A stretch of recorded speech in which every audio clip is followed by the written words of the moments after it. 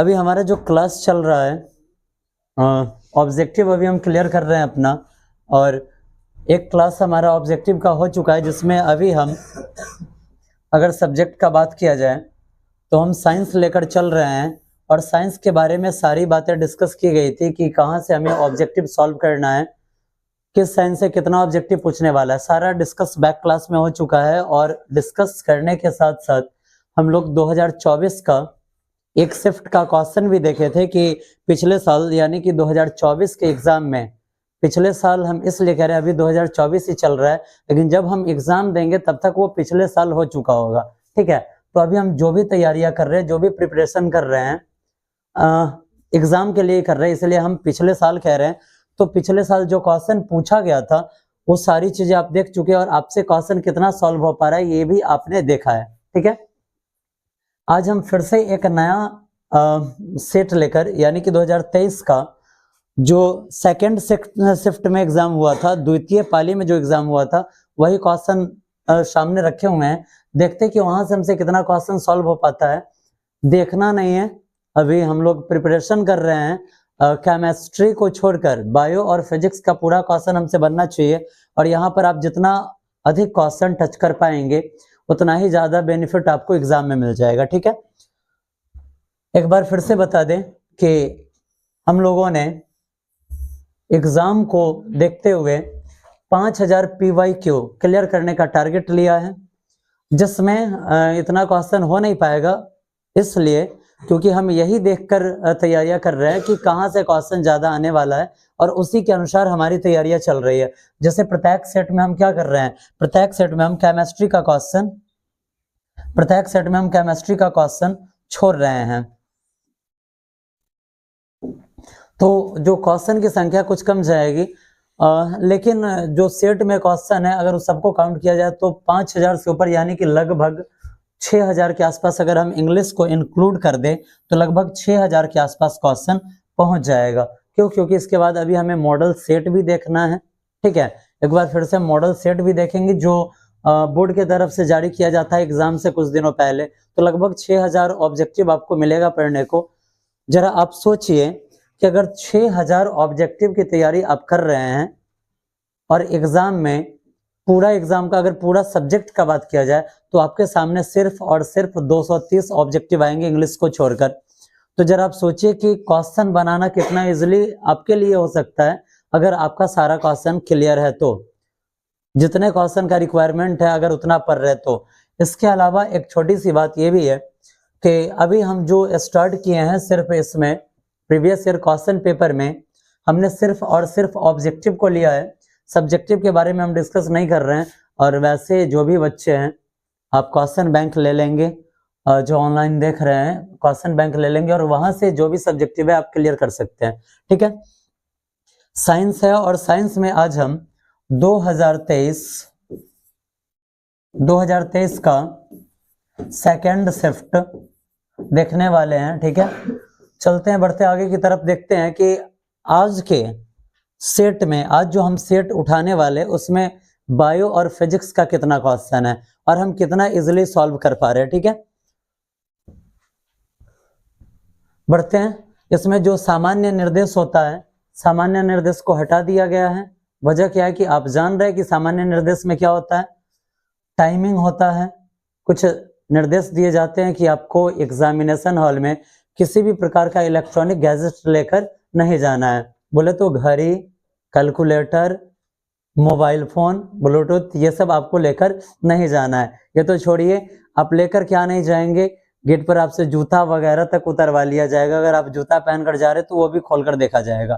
ठीक है, उसके बाद क्या है कि सबसे इंपॉर्टेंट चीज ये है कि आप देखेंगे सामान्य निर्देश में लिख दिया जाता है कि परीक्षार्थी यथासंभवतः अपने शब्दों में ही उत्तर दें। इसको ध्यान रखना है। शब्द सीमा का ध्यान रखने को कहा जाता है। ये भी ध्यान रखना है कि क्वेश्चन कितने नंबर में और उसका जवाब हम लगभग कितने शब्दों में देंगे। ठीक है, ये सारे निर्देश है जो कि आपको वहां पे एग्जाम में भी देखने को मिल जाएगा।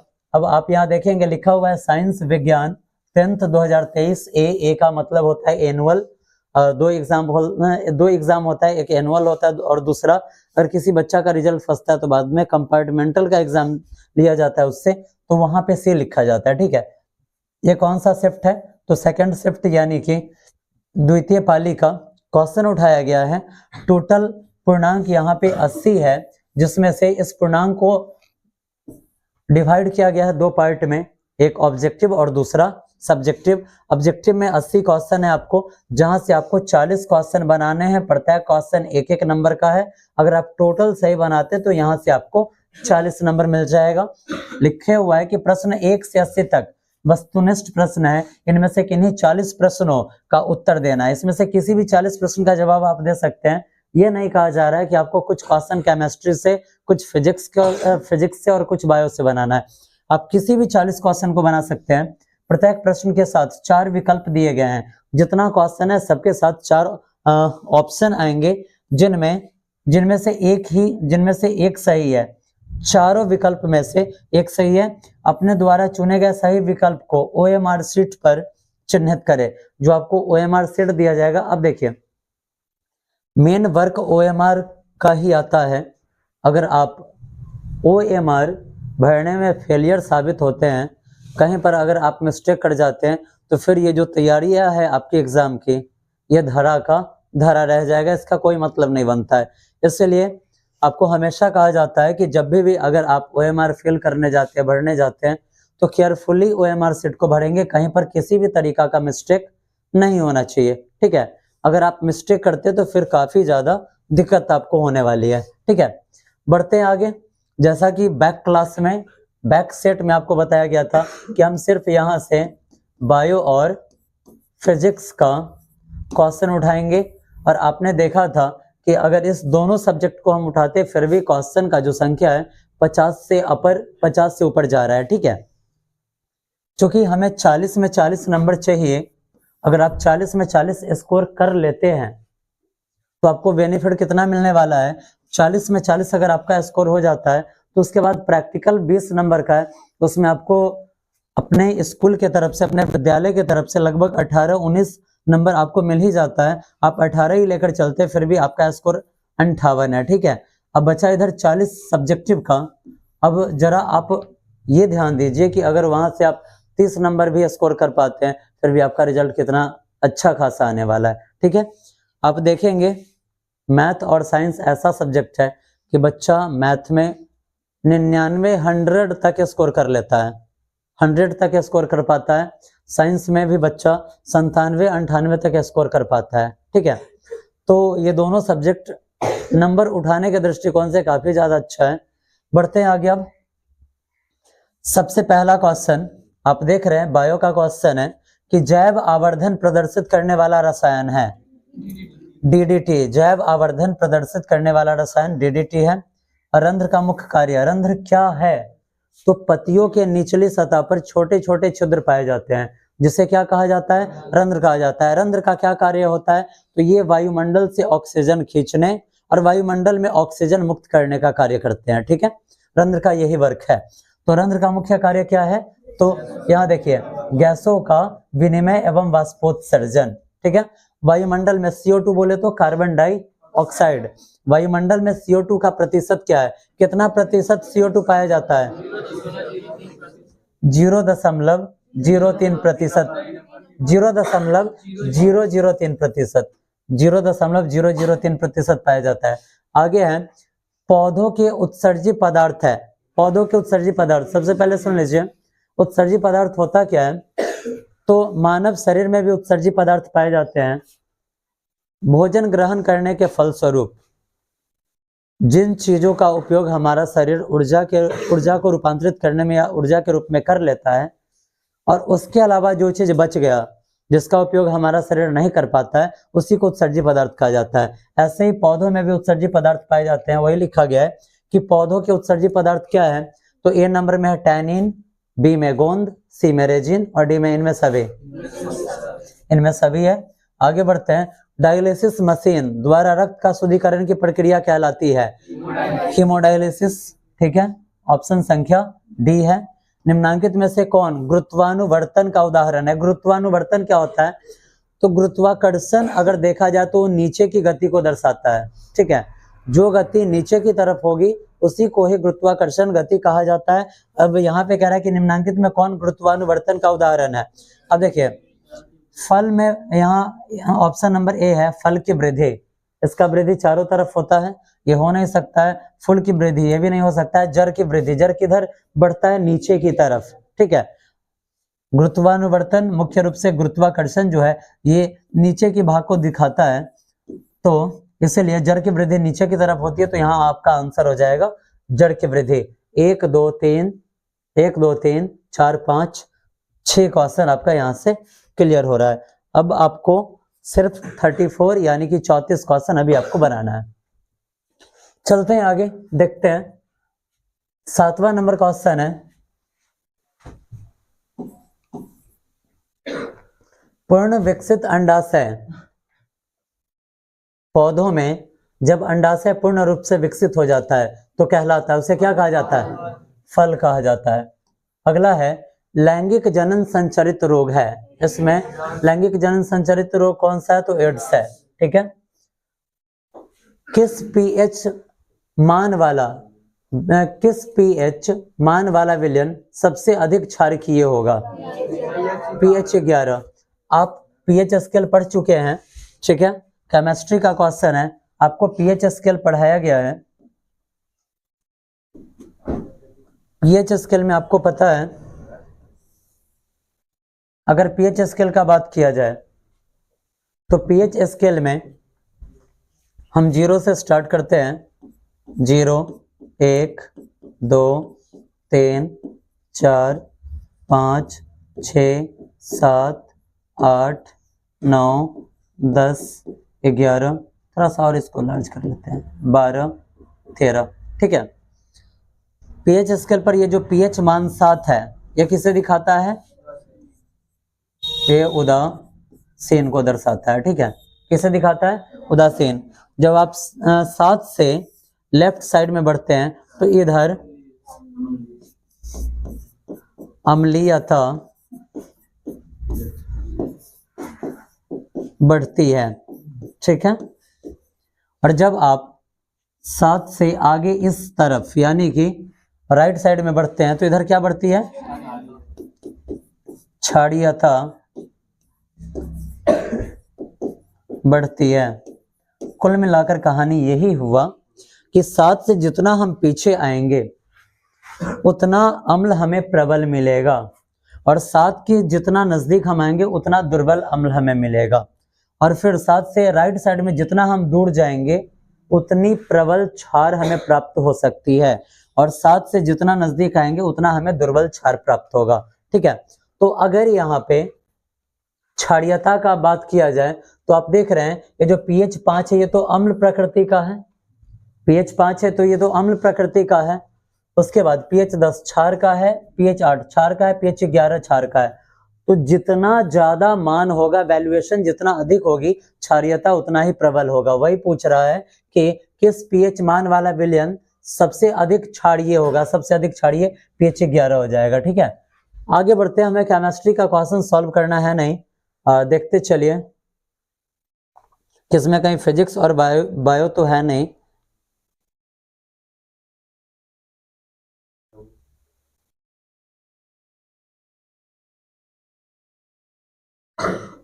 चलिए यहां देखिए 20 नंबर क्वेश्चन,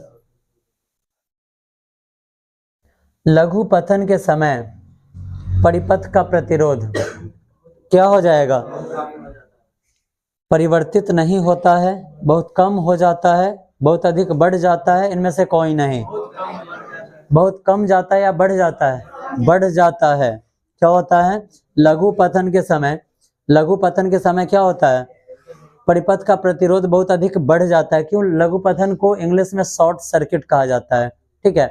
शॉर्ट सर्किट में क्या होता है, तो जो गर्म तार है और ठंडा तार है दोनों एक दूसरे से जब सटेगा तो डायरेक्ट क्या होता है, यहाँ पे प्रतिरोध का मान बहुत ज्यादा बढ़ जाता है, जिसके वजह से वहां पे फायर उत्पन्न हो जाता है, ठीक है।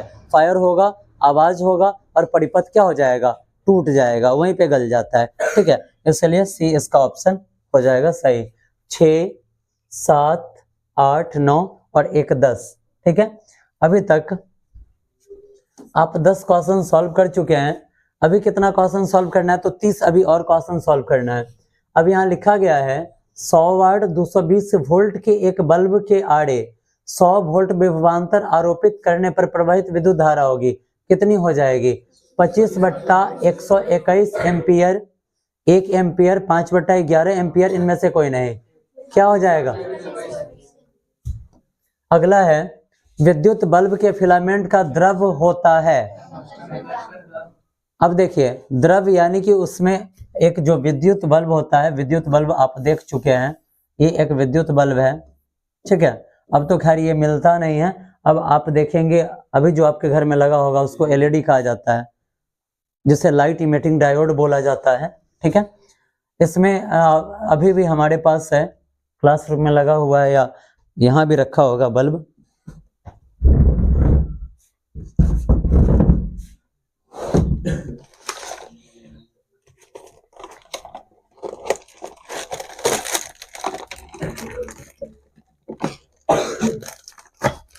ये जो बात किया जा रहा है इसी बल्ब के बारे में बात किया जा रहा है। ठीक है, यही इसका फिलामेंट होता है। ये जो आप देख रहे हैं इसमें घुमा घुमा स्प्रिंग टाइप का लगा हुआ है, यही है। ठीक है, ये किस चीज का बना होता है? इसी को कहा जाता है फिलामेंट। अगर बल्ब में, अगर ये बल्ब फूट जाए, अगर इसको आप लाइट में लगाइएगा, ये 2 सेकंड भी नहीं टिक पाएगा, खराब हो जाएगा बल्ब। ठीक है, अगर ये फिलामेंट टूट गया, हम लोगों को याद है जब बच्चे थे तो कहीं टूट जाता था तो क्या करते थे पता है? इस बल्बा को इसे घुमाकर कोशिश करते थे कि कैसे भी सट जाए, और जब इसको आप लगाते और ये हीट होता तो ये जुड़ जाता था, जल जाता था। अगर फिलामेंट टूटकर नीचे ना गिरा होना चाहिए, इसी में अगर कहीं लटका हुआ है तो इसको ऐसे हम लोग घुमाकर सटा देते थे। ठीक है, यही इसका बीच वाला भाग क्या कहलाता है? फिलामेंट कहलाता है। ठीक है, ये जो फिलामेंट है, ये जो फिलामेंट आप देख रहे हैं का द्रव होता है, क्या होता है? किस चीज का बना होता है? टंगस्टन का बना होता है। अगला है प्रकाश का न्यूनतम तरंग दैर्घ्य है, क्या है? 380 nm। अगला है कि वैद्युत प्रतिरोध के कारण चालक में उत्पन्न होता है, क्या उत्पन्न होता है? उसमें प्रभाव। अगला है ऑक्सीजन के परिवहन के लिए, बायो का क्वेश्चन है, ऑक्सीजन के परिवहन के लिए जिम्मेदार रक्त का घटक इसमें से कौन सा है? क्या? आरबीसी। आरबीसी का पूरा नाम क्या होता है? रेड ब्लड सेल्स होता है। ठीक है, आगे बढ़ते हैं। अगला है कृमि रूप परिशेषिका किसका हिस्सा है? आहार नाल का, तंत्रिका तंत्र का, वाहिकीय तंत्र का, प्रजनन तंत्र का। तो आहार नाल का हो जाएगा। अगला है कि प्रकाश की ओर परोह की गति है, प्रकाश की ओर परोह की गति है गुरुत्वानुवर्तन, जलानुवर्तन, रसायनानुवर्तन और प्रकाशानुवर्तन। आपको पता है कि गुरुत्वानुवर्तन का मतलब होता है नीचे की तरफ गति। ठीक है, जब प्रकाश के तरफ अगर गति कर रहा है तो उसे क्या कहा जाएगा? प्रकाशानुवर्तन कहा जाएगा। आगे चलते हैं, लिखा हुआ है किससे बचने के लिए आयोडीन युक्त नमक के प्रयोग की सलाह दी जाती है? किससे? घेगा से, जिसको इंग्लिश में गोइटर कहा जाता है। गला फूल जाता है घेगा में। ठीक है, उसी रोग से बचने के लिए आयोडीन के उपयोग का सलाह दिया जाता है। और आपके नमक में आयोडीन पाया जाता है। वैसे नमक में आयोडीन पाया नहीं जाता है, जब नमक को बनाया जाता है तो उसमें कुछ आयोडीन की बूंदे डालकर उसको आयोडीनीकृत किया जाता है। ठीक है, आगे बढ़ते हैं। कितना हुआ इधर? 1 2 3 4 5 6 7 8, यानी कि 10 और 8 18।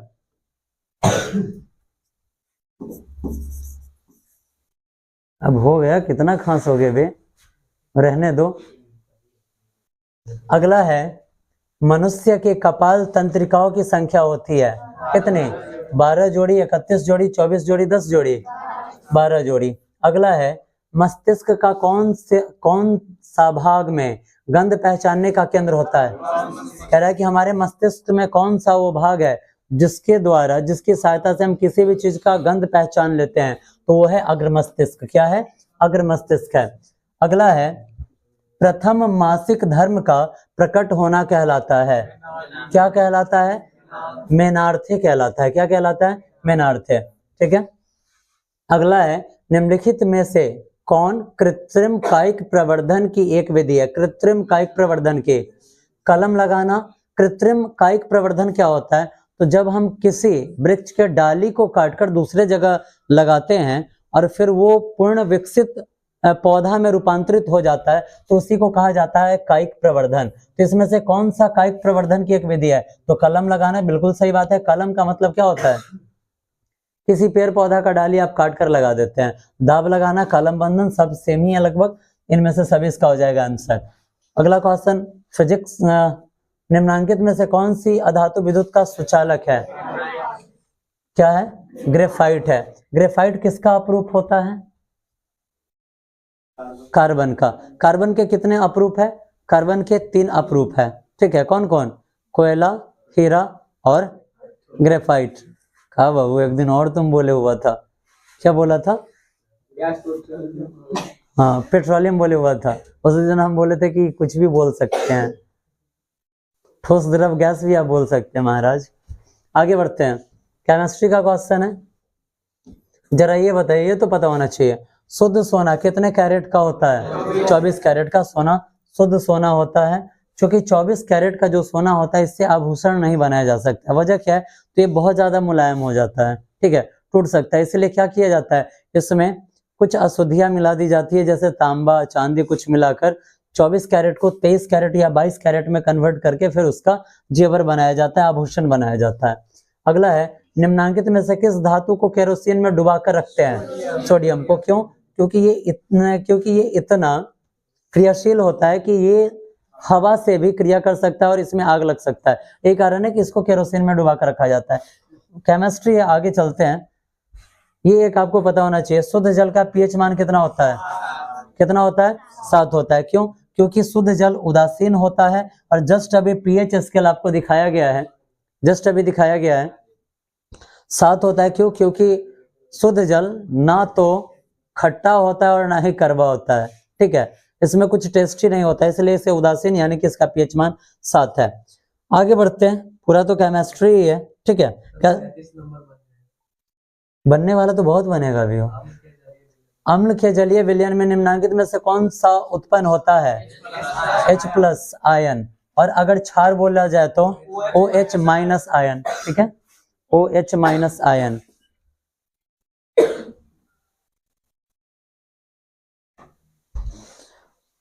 अगर ऐसे बात किया जाए तब तो अभी नीचे भी बहुत सारा क्वेश्चन बनने वाला है, ठीक है। बढ़ते हैं आगे, जरा काउंट कर लीजिए, 1 2 3 4 5 6 7 8 9, 18 और 9 27, 13 क्वेश्चन अभी और सॉल्व करना है, ठीक है।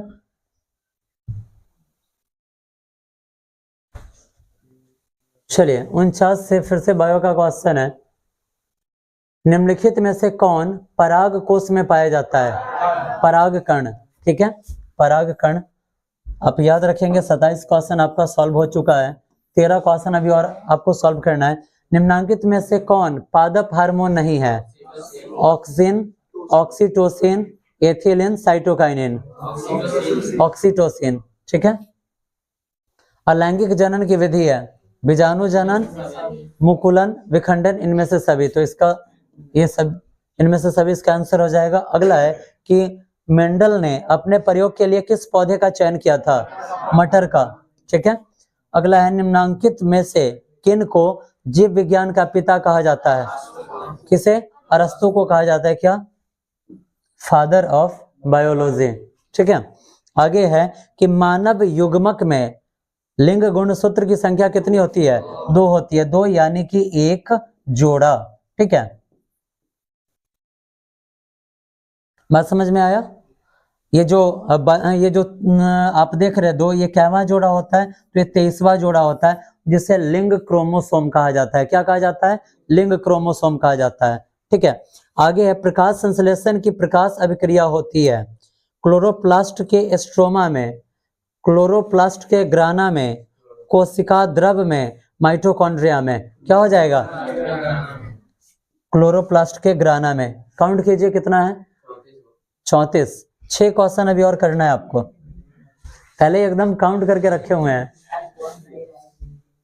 अच्छा चलिए आगे बढ़ते हैं। 56 नंबर क्वेश्चन है कि गुर्दे में उत्पादित मूत्र अस्थायी रूप से संग्रहित होता है। कहाँ पे? मूत्र मार्ग में, मूत्रवाहिनी में, मूत्राशय में और वृकाणु में, तो मूत्राशय में, ठीक है। पेंटेन जिसका अनुसूत्र C5H12 है कि कितने संरचना, केमिस्ट्री का छोड़िए इसको, 58वीं केमिस्ट्री छोड़िए। घेघा रोग पनपता है मोटापा में, जस्ट अभी पढ़े हैं कि घेघा से बचने के लिए आयोडीन का उपयोग किया जाता है, इसलिए इसका आंसर आयोडीन वाला सही हो जाएगा।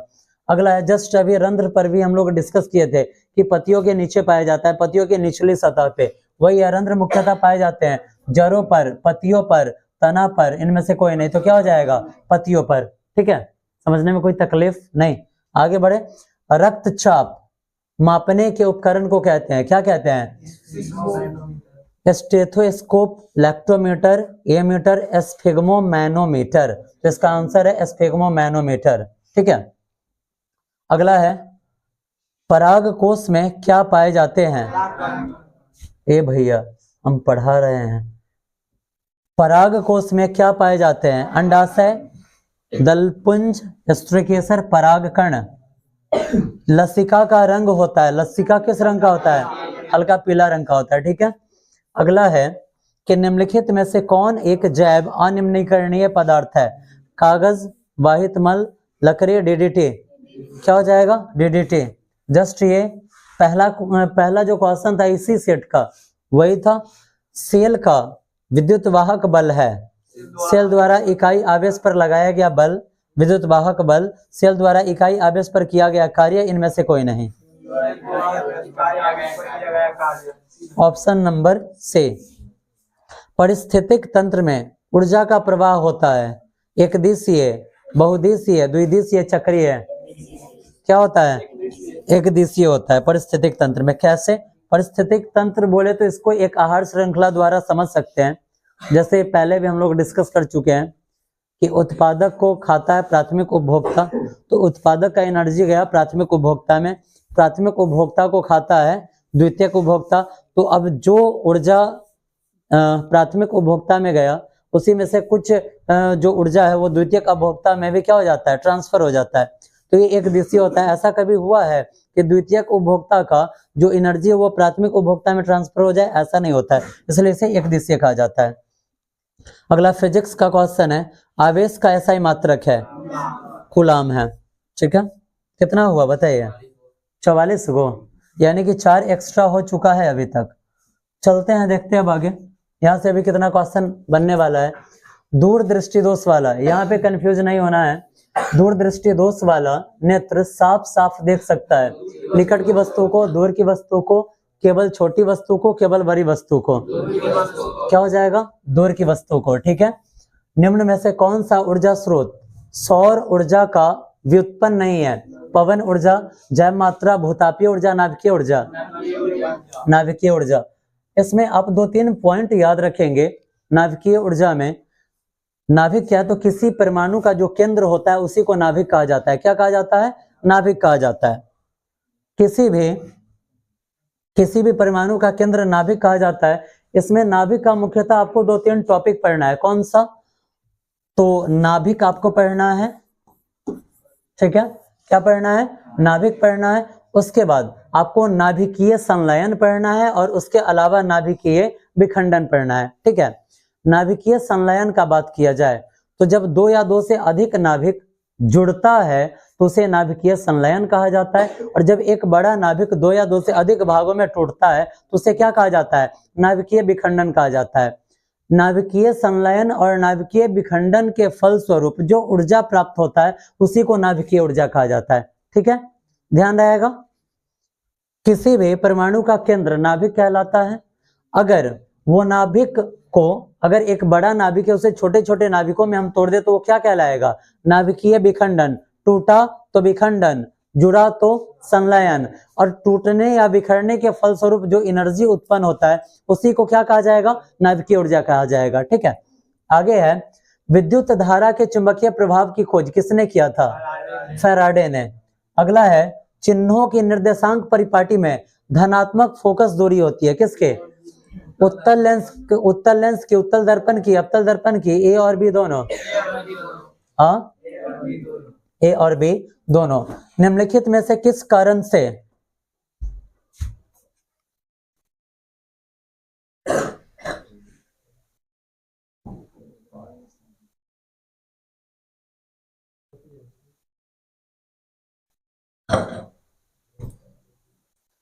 अगला है, निम्नलिखित में किस कारण से सामान्य नमक का जलीय घोल विद्युत का सुचालक होता है?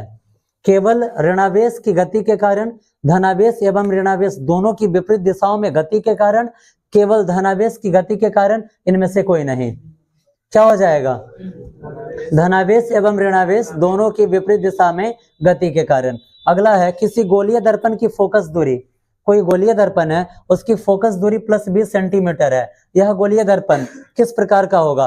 अवतल है, उत्तल है, दोनों है, इनमें से कोई नहीं? उत्तल है। ठीक है, अगर आप देख रहे हैं कि धनात्मक है तो उत्तल और ऋणात्मक होगा तो अवतल, ध्यान रहेगा। अगर प्लस है तो उत्तल, अगर यहीं पे माइनस रहता तो ये क्या हो जाता? अवतल हो जाता। समतल दर्पण द्वारा बना प्रतिबिंब होता है कैसा? वास्तविक, काल्पनिक, दोनों, इनमें से कोई नहीं? काल्पनिक। निम्नांकित में से दर्पण सूत्र कौन है? बताइए। ठीक है, आगे बढ़ते, कितना हुआ? 52 को। आगे बढ़ते हैं, किसी समतल दर्पण द्वारा आवर्धन, किसी समतल दर्पण द्वारा आवर्धन होता है, क्या होता है? +1। निम्नलिखित में से किस दर्पण द्वारा किसी वस्तु का आभासी प्रतिबिंब मिल सकता है? इनमें से सभी। आकाश का नीला रंग होना किस परिघटना का परिणाम है? प्रकीर्णन का। अगला है, विरल माध्यम से सघन माध्यम, सबको पता है विरल माध्यम सघन माध्यम क्या होता है। ठीक है, इतना लंबा चौड़ा डिस्कस करने की आवश्यकता नहीं है क्योंकि पढ़ाया जा चुका है, सारा टॉपिक आपको पढ़ाया गया है। विरल माध्यम से सघन माध्यम में जाती हुई किरण मुड़ जाती है, अविलंब की ओर मुड़ जाती है। निम्नलिखित में से किस लेंस की फोकस दूरी धनात्मक होती है? किसके? जस्ट अभी पढ़े हैं। ठीक है, प्लस है तो उत्तल, माइनस है तो अवतल। ठीक है, यहाँ कह रहा है कि धनात्मक, सबको पता है ना हो, धनात्मक का मतलब प्लस और ऋणात्मक का मतलब माइनस होता है। ठीक है, उत्तल लेंस है। ठीक है, कितना पहुंचा? 57 क्वेश्चन। आप देख रहे हैं कि 57 क्वेश्चन में केमिस्ट्री का बात किया जाए तो हमने सिर्फ 2 या 3 क्वेश्चन लिया है, 2 या 3, मुश्किल से हम इसको काउंट कर लेते हैं 5 में। ठीक है, 5 में अगर हम काउंट कर लेते हैं तो फिर भी यहाँ पे कितना क्वेश्चन है? 52 क्वेश्चन है। हमें बनाना कितना है? 40। इसमें भी जहां कुछ कंफ्यूजन होगा हम वहां से क्वेश्चन को छोड़ सकते हैं। ठीक है, कहीं कुछ परेशानी?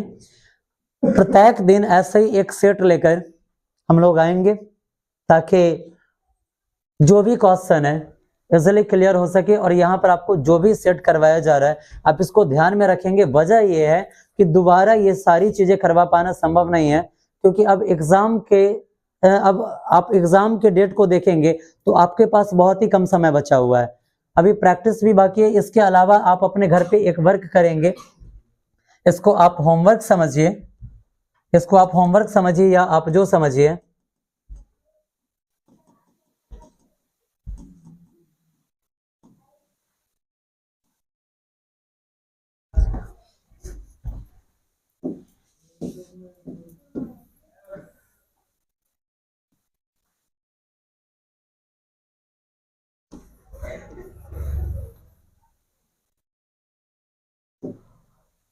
आप इसको होमवर्क ही समझ लीजिए। ठीक है, आपको होमवर्क में क्या क्लियर करना है, तो जो भी सेट आपको पढ़ाया जा रहा है, यहाँ पे जो भी सेट करवाया जा रहा है, उसका सब्जेक्टिव का जो क्वेश्चन है आप घर पे कम से कम उसको 1 से 2 बार पढ़ते रहिए। ठीक है, अगर अभी से आप पढ़ना स्टार्ट करते सिर्फ एक बार पढ़ लेते हैं तो फिर आपको याद करने की, उसको रटने की कहीं कोई आवश्यकता नहीं है। ठीक है, सिर्फ आपको करना क्या है, तो प्रत्येक दिन आपको सिर्फ पढ़ लेना है। अगर आप प्रत्येक दिन पढ़ लेते तो फिर आपको एग्जाम के टाइम में ज्यादा लोड नहीं मिलेगा।